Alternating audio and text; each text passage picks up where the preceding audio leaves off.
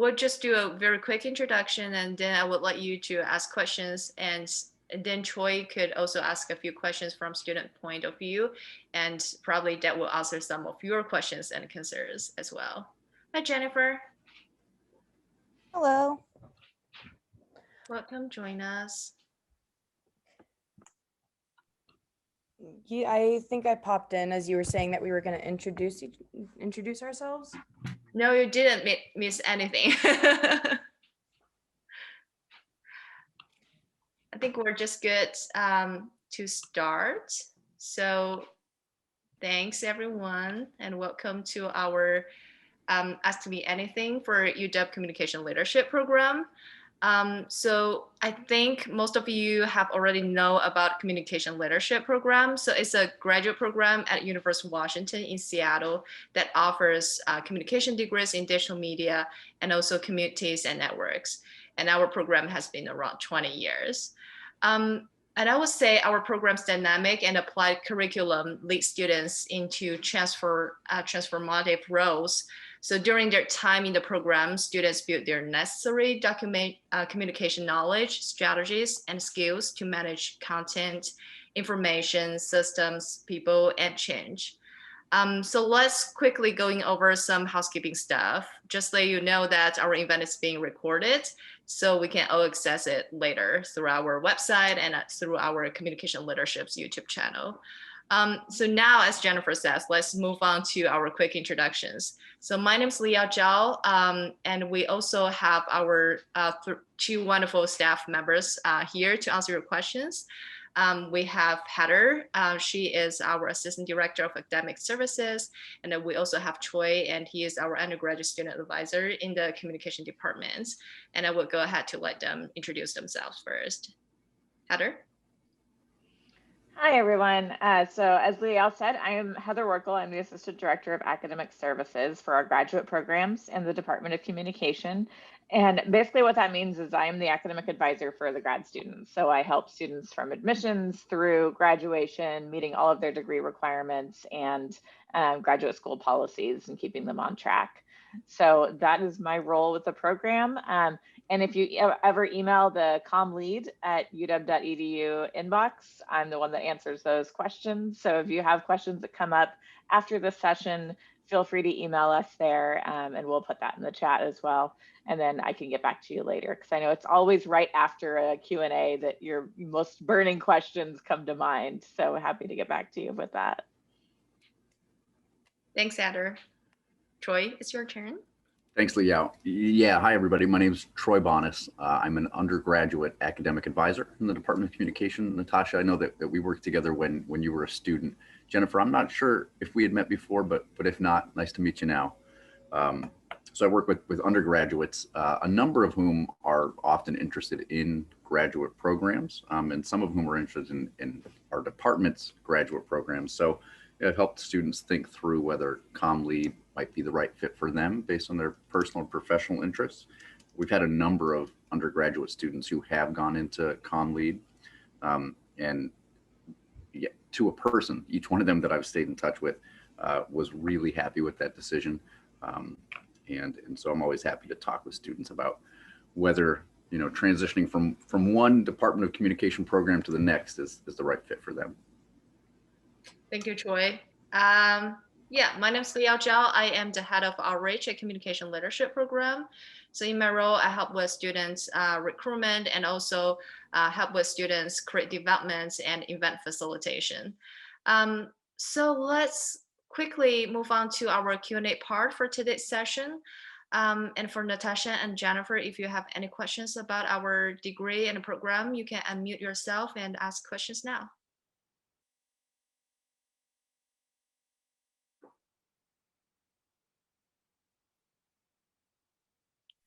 Okay, I guess I have a question. I guess like I kind of have been talking to some people about the program and like my old tutor, and she said mostly like professionals are in the program. So that means probably like people who already have like jobs and are like looking to like get their master's. I was wondering like what the percentage of that is and like if that really matters or is like important to like have a job and also like be in the program, or if you could be like me and like unemployed and still apply and have a good chance of getting in. Yeah, that's a great question and a very common question, Natasha. So right now, actually about half of the students in the program have just graduated with their bachelor's degree within the past 2 years. So they're kind of using the CommLead program to launch their career rather than already being in one. They might be doing something possibly unrelated, just whatever job they found after graduation to pay the bills, and are really starting their career through this program. So and about the other half of the students do have some work experience. So that might be some of the people you were talking to where they've been working in the industry for a few years and then have decided to come back to either focus more on one skill. But we don't require any professional background, work experience, any particular major, even to enter the program. So we're really looking for people that are wanting to either pivot into a comm career or launch a career if they're a recent graduate in our applicants. So no worries, you can be unemployed, you can be employed in something totally unrelated, all the same in terms of applying. Okay, thank you. Jennifer, do you have any questions that you would love to ask? I can't really think of any burning questions, but there was just a clarification question. For my career, I would like to go into something relating to film or relating to media. Would this particular, would the UW communication program that, would it be able to apply to that particular field? And I don't really know how to phrase this question other than would it be able to apply to like the media industry? Yeah, no, totally understand what you're asking, Jennifer. We get other people wondering about that too. So looking to go into film or broadcast or that kind of work, and considering our program. So CommLead is at its core a communication strategy program. So while we do have classes in video storytelling and production and audio storytelling to help people learn those kind of more technical skills on how to do video and audio production, it's not a film program like you might find, film studies or a program specifically focused in that. We have had several students who are filmmakers, maybe they were amateur filmmakers or starting to do freelance work in filmmaking come through the program. I think one of our current alumni fellows, Scott Morris, is the head of Waka Waka Studios, who we actually founded with another CommLead student several years back. And they produced films and went through the program to learn more of the business side. So they already had some of those filmmaking chops and wanted to learn about marketing and analytics and how do we build a great website to go with our film business? How do we have those communication plans in place for a company along with just the film? How are they launching this to really advocate for the cause or the product or the service that they're wanting to use this film for? So there's those other aspects of film that are core to that digital media curriculum in terms of learning how to, move forward a business or work in that industry. But I would say in terms of the actual like film program and learning, techniques of, going to Hollywood or that kind of thing, it's not that program, but it is focusing on the communication strategy side. Okay, perfect. Yeah. That's actually right up the alley of what I would be looking for, because I'm looking more for pre-production rather than the actual on-scene and post-production editing. I'm looking more for the prior to the filming process, more of the production, the pre-production. I don't really know how to phrase it. Like the storytelling and how to craft a story. Yeah, we have lots of storytelling classes where you especially can build the those management skills. part of it, and kind of hugely the communication part of it, getting in contact with people and being able to build that network and all of the more technical sides of the prior to actually filming it. That's more of where I'm looking for. So that would be perfect. And I would recommend taking a look. I'm putting the link in the chat box now at our classes. This is really a good way to get a sense of exactly what you'll learn in the program and what you'll be studying, whichever degree you might choose. The current quarter is up right now, so it shows our winter classes, and you can read the descriptions of those, but you can also use the filters to change to past quarters. And then we also have spring 2021 up to see what's coming up in the future. So that's a really important aspect of learning about the program that I always recommend to prospective students, is really read through those course descriptions and see if these are the classes you would want to take in your graduate program. You know, anecdotally too, Jennifer, I would say that and Heather and Liyao, you may have worked with a student when she was going through your program, but there was a student who graduated from the department with their BA in comm, who, while she was a student, had founded the Lux Video Club. So she was an aspiring filmmaker while she was an undergraduate. Nicole Rader was her name, and then she went on to do comm lead, and I talked with her quite a bit as she was going through the program, and had a chance to hear from her how she was taking comm lead material and kind of incorporating that into her personal professional interests. And she was thrilled with what she was learning and how she was able to apply that to, you know, her aspiring film interests. Thanks, Troy.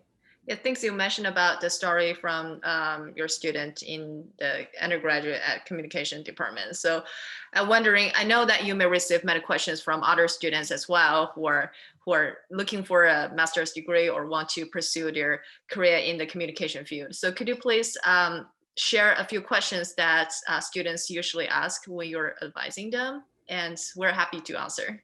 Yeah, absolutely. You know, a lot of students would like to know more about the difference between various types of graduate degree programs, you know, specifically the difference between maybe more professionally centered programs and more academic centered programs. Yeah, that's a great question, Troy. And because we have two graduate programs in the department and I'm the advisor for both of them, this comes up a lot because I have students, you know, contacting me about both our MA PhD in communication and in communication leadership. So the MA PhD in comm is a good example of that more traditional academic research program. And those are designed for people that want to become faculty. So that want to work in a university doing teaching and research in the field that program is in. So in this case, in communication. So in contrast to those kind of academic research programs that are training faculty, professional program is training people to work in industry outside of academia.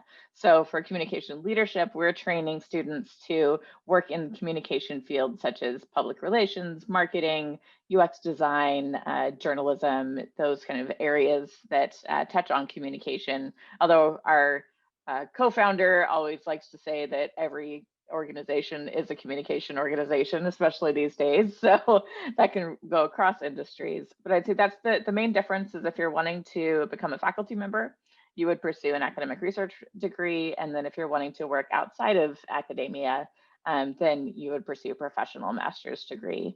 Not to say it doesn't mean you might not work at a university. So we have students that work in UW marketing and communications, running, you know, like social media and marketing campaigns for UW that went through comm lead. So you can do that kind of work in lots of different settings, but it's for that kind of professional communication work. Yeah, and our department's very own storyteller was a graduate of the comm lead program. So she's now in academia too, I suppose, huh? Yeah, depending on how you look at it, exactly. Yeah. You know, another question that a lot of students have is kind of a really practical type question, and that's, can you give some specific examples about how comm lead really can lead to actual job or career opportunities? Yeah, probably this is a question that I'm happy to answer, like how you start your career path, how we help us break into the real world, break into the industry that you are desire about.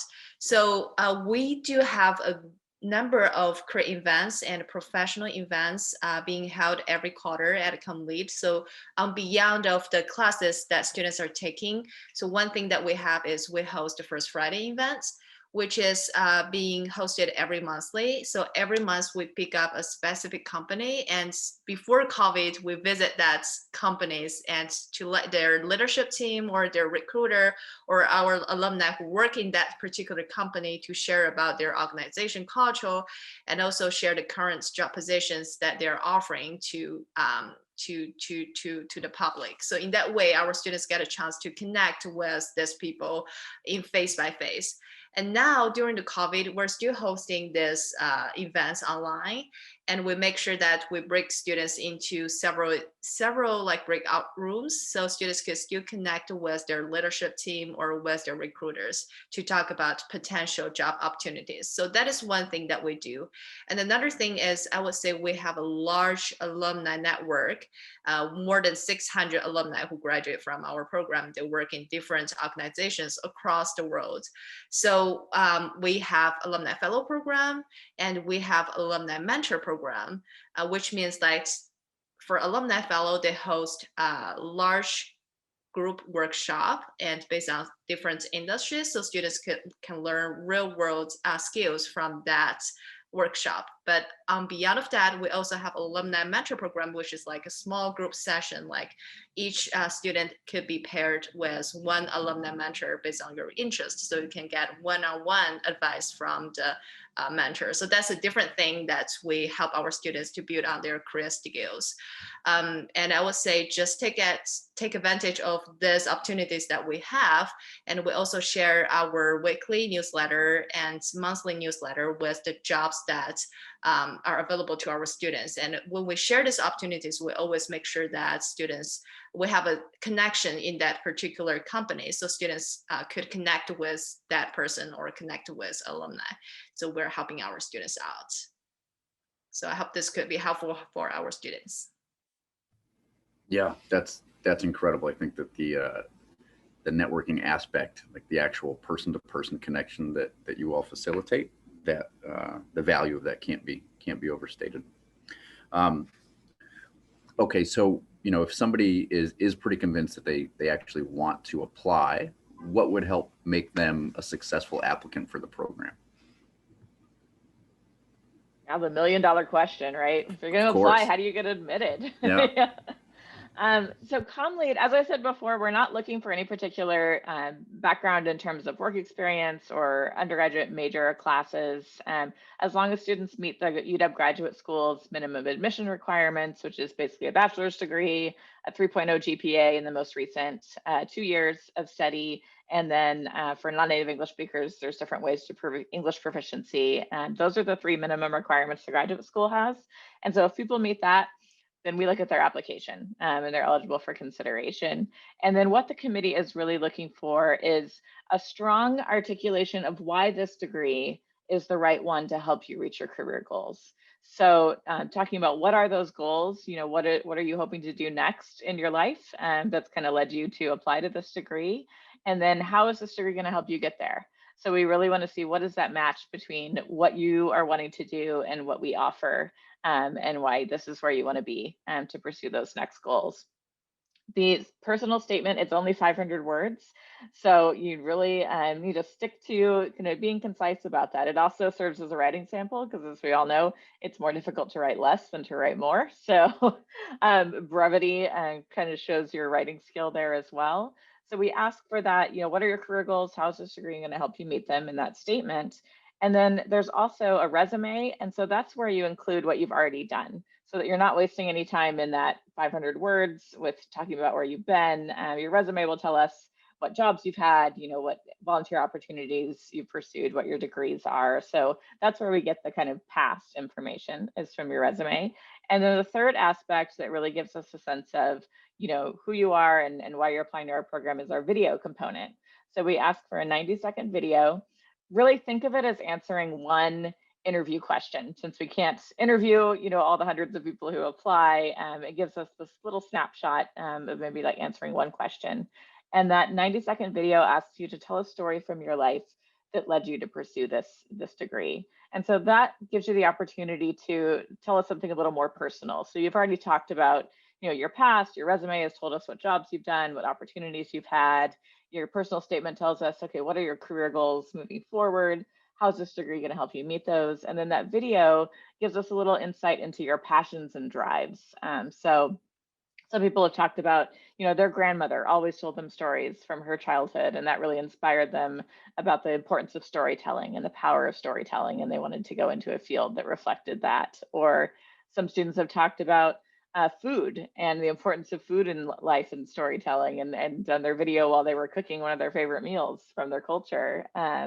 Other people have talked about travel and how experiencing other cultures and different communication styles inspire them to learn more about communication and connecting with others in different ways. Those are just a few examples from the past, but you can see that video gives you a chance to get a little more personal in what is it that really makes you tick around this field. What makes you want to get up and go to work every day if you were doing something in this area. So those three aspects, kind of the personal statement, the video, and the resume, think of them like three legs of a stool. So you don't want one to be out of balance from any of the others, and you don't want to repeat any information. Those together give us that kind of picture of who the applicant is. And so we're really looking for that, someone who's utilized those materials the best they can, done a really good job of articulating why this degree, why now, what are your goals that this is going to help you meet. And having that kind of entrepreneurial spirit is something that the committee looks for, trying new things, taking risks. That's really what grad school is all about.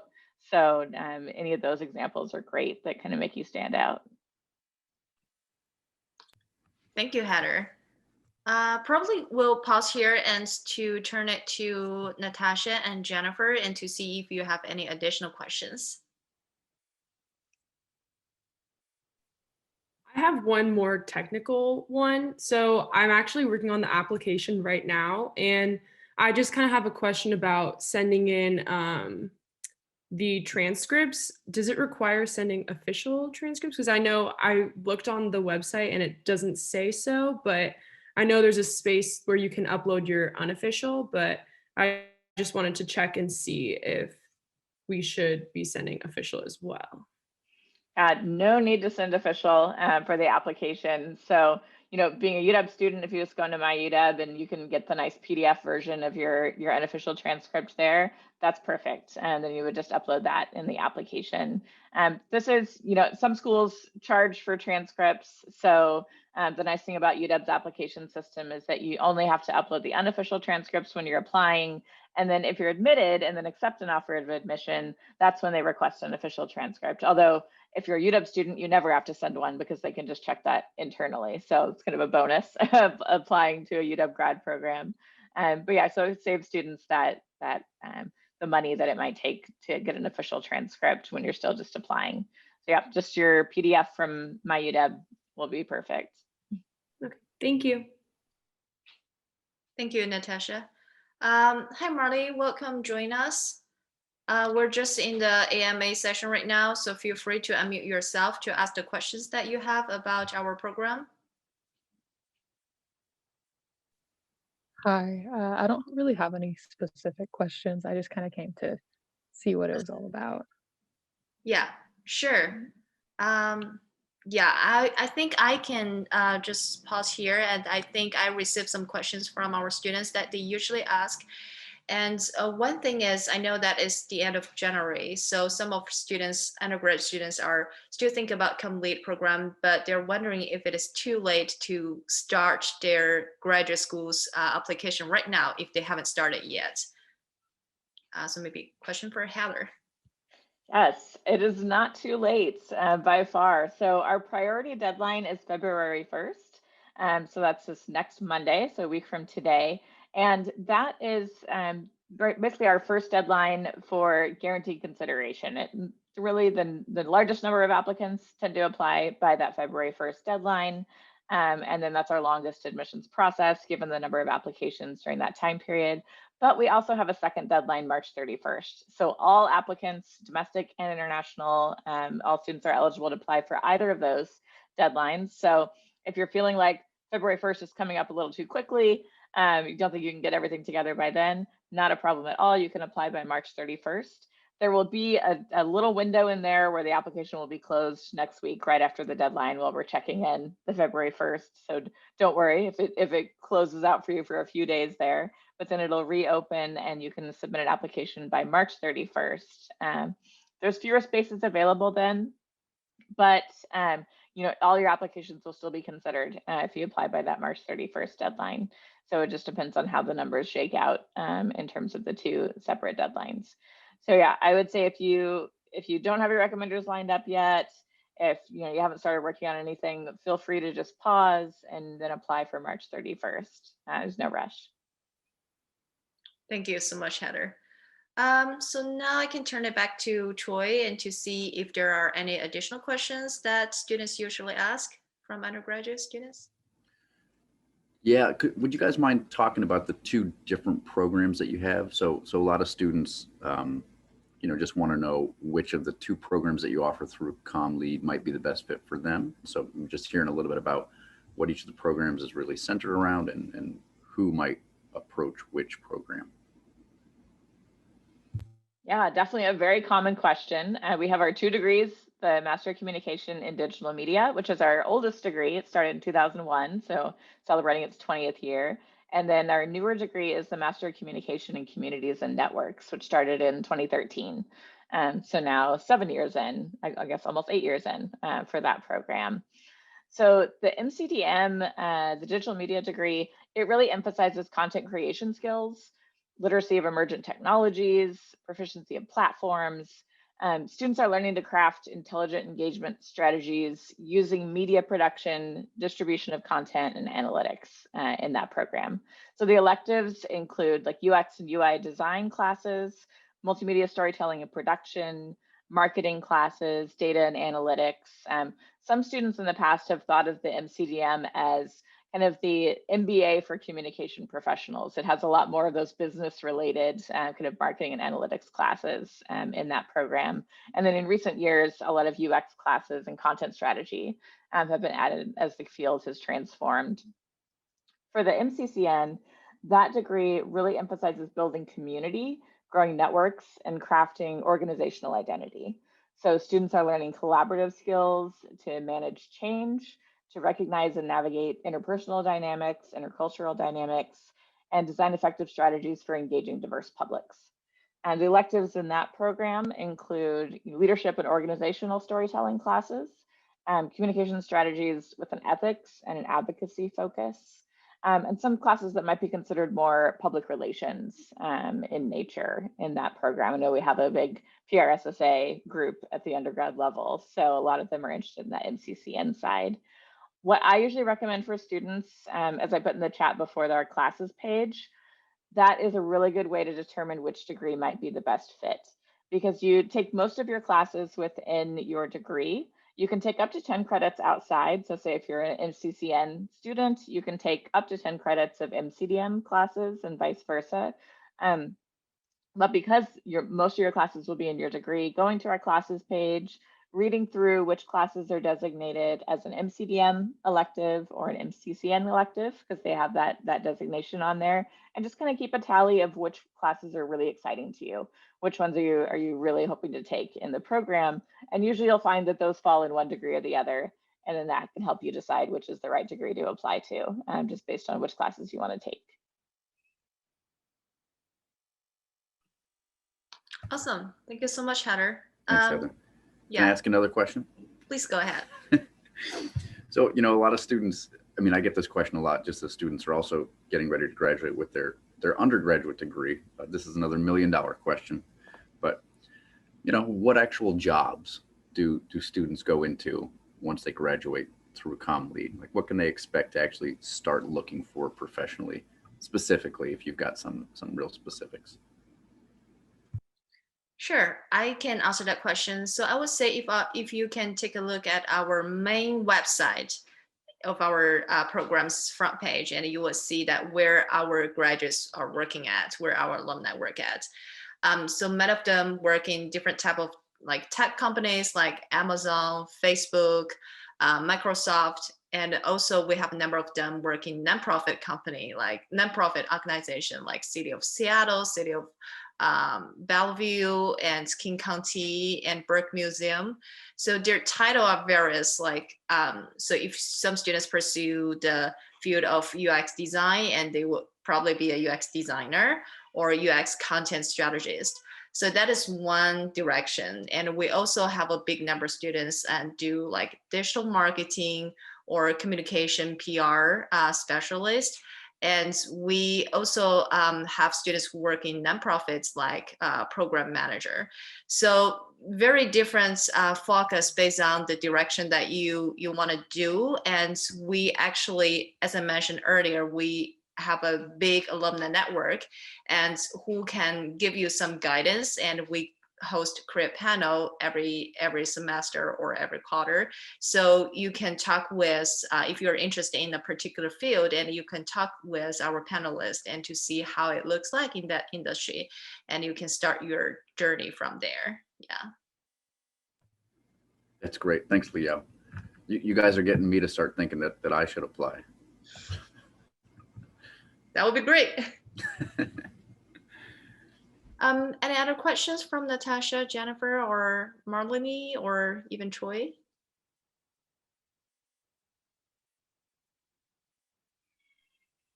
I have one more. So I was looking at how you can specialize in certain areas, and I'm interested in storytelling and the marketing. So I was wondering how that works with classes, because I did look at the classes and stuff, and I know like which ones I'm like super interested in, but I was wondering, yeah, I guess just how that works with like a graduation like time frame too, like if that requires extra classes or not. Yeah, great question. So the specializations are actually very new. We just introduced those in the fall and are still rolling that out. But we're very excited about it because they're really a way for students to choose their electives in a very intentional way.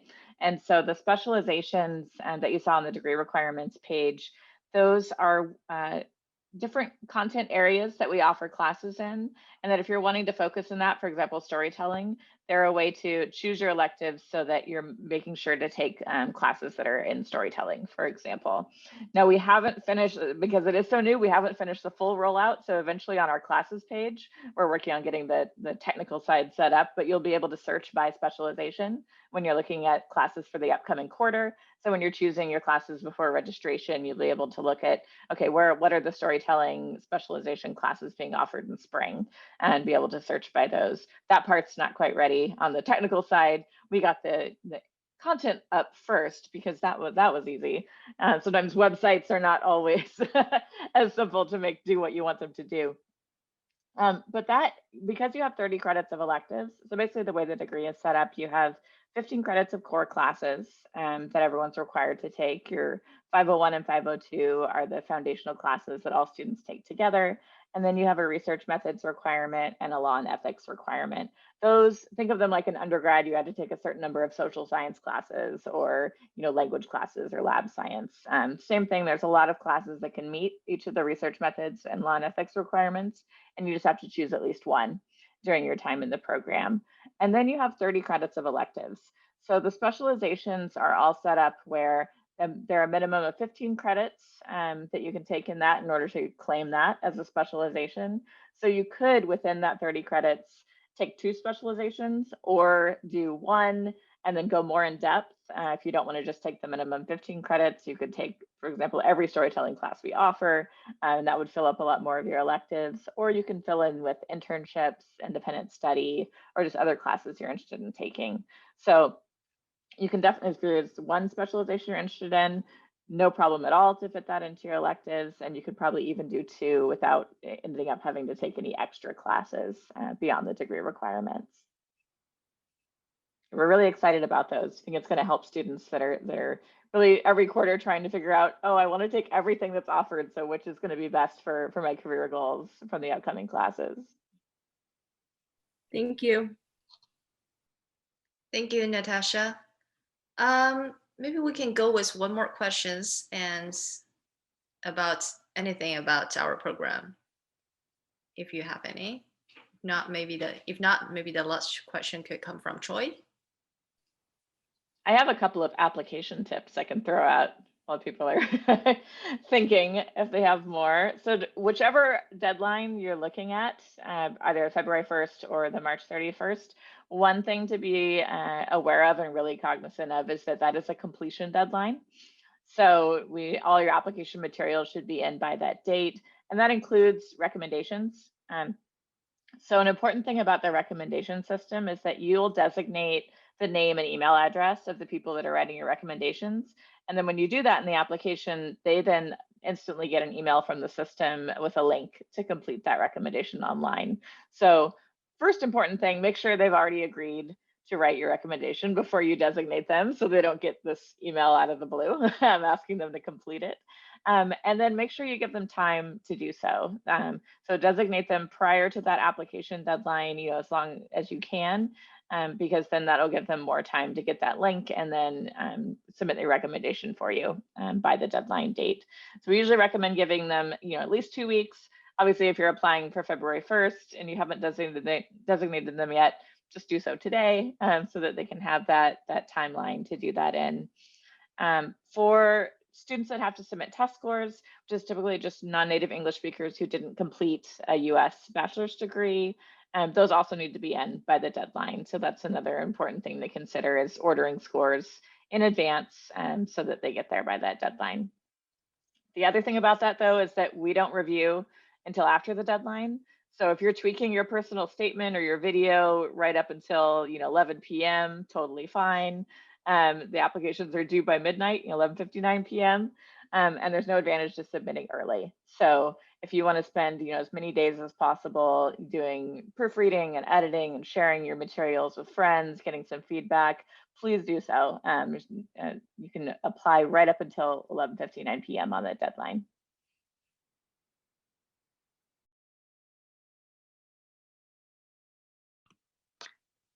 Let's go. One more question from Troy. Thanks.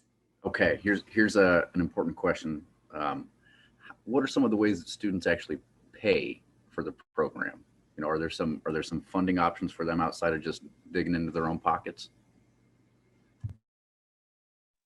Yes, that's a very important question, and one that a lot of people don't think to ask before applying to graduate school, and then they ask after they get an offer of admission. I just put in the chat a link to our tuition page on our website, our fees and financing page, where on that page we have first the current tuition and fee rates. So one thing about ComLead is that we are a fee-based or a self-sustaining program, and what that means is that we don't receive any state funding for the degree. Our only funding comes from student tuition. And there's pros and cons to that. One of the big advantages to that is that there's no out-of-state tuition rate. So everybody pays the same amount. So that can keep it a lot more affordable for out-of-state students or international students applying to the program. You also pay per credit. So there isn't a one price fits all for full-time status like there is for some programs at the undergraduate level. You just pay based on the number of credits you're taking that quarter. So students can also manage their expenses in that way. If they just want to take one class, they just want to take a few credits each quarter to kind of move through the program in a more reasonable way for them, you can totally do that.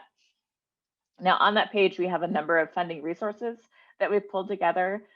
So the program's eligible for federal financial aid. A lot of students use that, filling out the FAFSA, and then getting at the graduate level, it's mostly student loans that are available through the FAFSA. We have the Graduate Funding Information Service is listed on that page, and that's a wonderful service through the UW libraries to help students find scholarships, fellowships, grants, different ways of paying for grad school. And so they have some online resources, and then they also do one-on-one appointments with students to help them develop a funding plan. So a great resource offered through UW that I definitely recommend. And then there's some other, odds and ends scholarships that we've posted there that students can apply to for the program. We also have our partner program, which is a way for students to get more experience outside of the classroom with nonprofit organizations. And if you do get a partner program opportunity, which tend to be about 5 to 10 hours per week during the quarter, when you do that, it does come with a $1,500 scholarship. So that's something that we're able to offer students that it's kind of a win-win. You're getting portfolio pieces, you're getting experience working with another organization, and you also get a little money to help you towards tuition. And then we have several hourly student positions in the program that we hire comm lead students for, such as Instagram. If you've ever checked out our Instagram, it's a student that's running that, and she gets paid to do that. We have also a WeChat coordinator for that program. And then we have an events coordinator who's been helping us put on all of these admissions events, during the quarter, during a recruitment period. A couple of other student positions that are hourly positions that help out in the program. That newsletter that Liyao mentioned, that goes out every week. It's a student who puts that together, and that's another paid position. So we try to give those opportunities within the program. I would say most students use either student loans or if their employer offers reimbursement. There's a lot of local companies that do some tuition help for their employees, and people use that. We've also had several students use GI Bill benefits, a lot of veterans coming through the program. But yeah, check out that page for a lot of those resources. Awesome. Thank you, Heather, and thank you, Troy, for asking the questions. Thanks everyone for participating. And if you have more questions, feel free to email our email address, commlead@uw.edu. And good luck with your applications. Thank you for joining us today. Thank you. Nice to see you all. Thanks for doing this. Thank you. Oh, hey, look at that. That They all worked out. Yeah. Thank you, Heather and Troy. Bye-bye. Yeah. And next, I will just send it to our to Matt for editing, and then we can share it with Anu and to share in our newsletter with communication department. Cool. That's great. Hey, Awesome, Troy. yeah, nice to see you guys. One thing I didn't ask that I'm personally curious about, and I imagine that potential applicants are interested in this as well.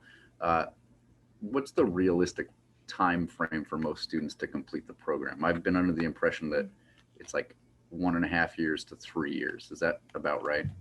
Yep, depending if they're full-time or part-time. So full-time students tend to finish in 5 quarters. So depending if they take summer off, that's either 15 months or 18 months. And then part-time students tend to finish in about 2.5 years or 3 years. Okay. Yeah, so you got that spot on. Yeah, and then what is the path that most students are taking though? Do you have mostly full-time students? It's about half and half. Yeah, so it's pretty evenly split between, our international students have to be full-time, and as you know, and they're about a quarter of the student population are international students. And then of the other 75%, about 25% of those are also full-time students, and then the rest are part-time students. Yeah. What's the current completed tuition running these days? Well, we have it posted on that page, so that's all look. So it's about 32,000 total for the program. That's pretty reasonable. I mean, that seems like I thought it would have been more.